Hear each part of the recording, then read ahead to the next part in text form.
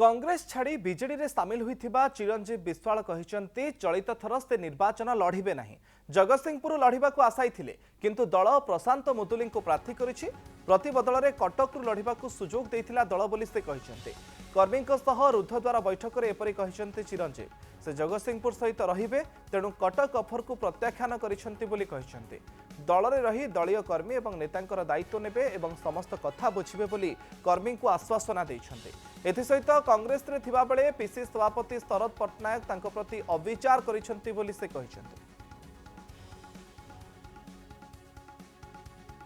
दल सस्पेंड कले बिना कारण मु कौन कही मु कहली 9 को 90 करिया को हेले युवक मान को आकृष्ट करिया पड़िबो, महिला मान को आकृष्ट करिया पड़िबो, गाँ गहली के जीवा को पड़िबो।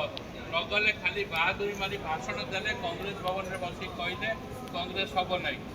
किछि भूल कहितले ना आज कांग्रेस रो अवस्था कोन 9 टारू 90 हबो ना 9 2 3 हबो कि 0 हबो आपण माने निजे अनुभव 3 हबो। तेनु कांग्रेस दल मो प्रति अन्याय कला। मो जो दिन मते कांग्रेस दल सस्पेंड कले मु से दिन तो मनस्थ कली शरद पट्टनायक थला जाए के मु निर्वाचन लड़बी नहीं। बीजेडी दल मते निमंत्रण करिकरी तांको संगे सामिल कले। मु आशा करथली बीजेडी दल रो टिकेट पाइबे बोली। विभिन्न कारणों प्रशांत मुदुली की सेठू से टिकेट देले।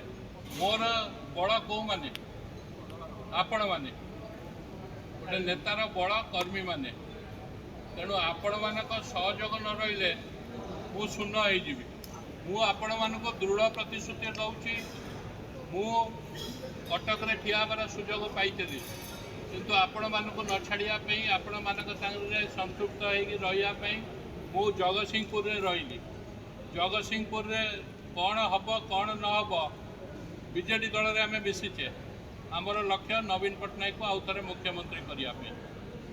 प्रशांत मुदुली काउंट करे नहीं। मु बीजेडी दल तुंग नेतृमंडली सांगे जहाँ कथबार्ता होटा खोलिक आपण मान कही पारि नहीं। मु आगामी दिन में आपण मान प्रभु जगन्नाथ का ना नहीं माँ शारदा का ना नहीं शपथ करुच्ची आपण मान दायित्व मु निजे नेबी।